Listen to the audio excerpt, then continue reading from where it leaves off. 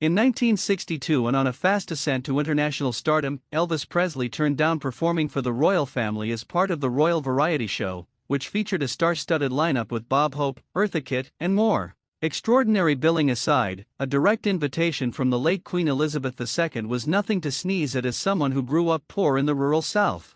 Nevertheless, he said no. Or, perhaps more accurately, his manager, Colonel Tom Parker, said no. While Parker initially cited scheduling conflicts for the refusal, there's a good chance the decision had far less to do with the king of rock and roll and more with his manager's seedy past. Colonel Tom Parker, who infamously managed Elvis Presley's business arrangements with an iron fist, reportedly turned down the royal family's invitation to the Royal Variety Show due to his client's prior filming commitments. While it's true that Elvis maintained a rigorous filming schedule during his brief stint as a leading actor, one would imagine arrangements could be made to allow the biggest rock star of the time to perform in England. That is, of course, if everyone in Elvis' party could travel internationally, which they couldn't. Although the colonel often told people he was a U.S. Army vet from West Virginia, this was only partially true. He served in the Army, yes, but only as a private before the military discharged him following a psychopathy diagnosis. As for his hometown, Parker was about 4,000 miles off.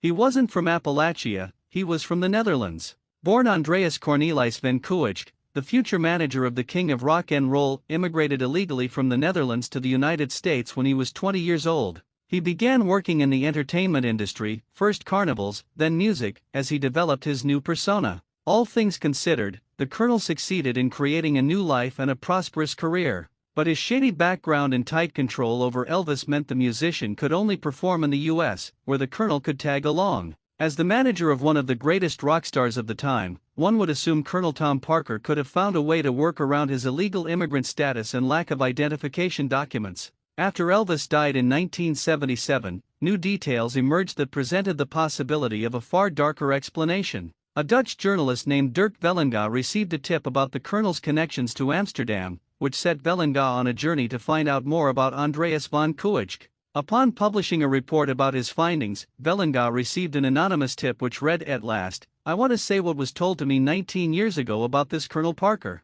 My mother-in-law said to me, if anything comes to light about this Parker, tell them that his name is Van Kuijck and that he murdered the wife of a greengrocer on the Boschstraat. This murder has never been solved. He, on that very night, left for America and adopted a different name. That is why it is so mysterious. No one formally accused the colonel of a crime, and all the possible evidence was circumstantial." Nevertheless, rumors persisted about Parker's abrupt departure from his home country. Alana Nash, author of The Colonel, said in a 2003 interview, "I cannot say without reservation that he killed this woman. I offer it only as a theory, a possibility. Even his Dutch family is willing to admit that it is a possibility, though they believe, as I do, that if he killed her, it was an accident. We suppose that such a rumor, paired with his illegal immigration status, would be enough reason for the colonel to turn down Elvis' lofty invitation to perform for royalty." Please subscribe, like, and hit the notification button for more videos.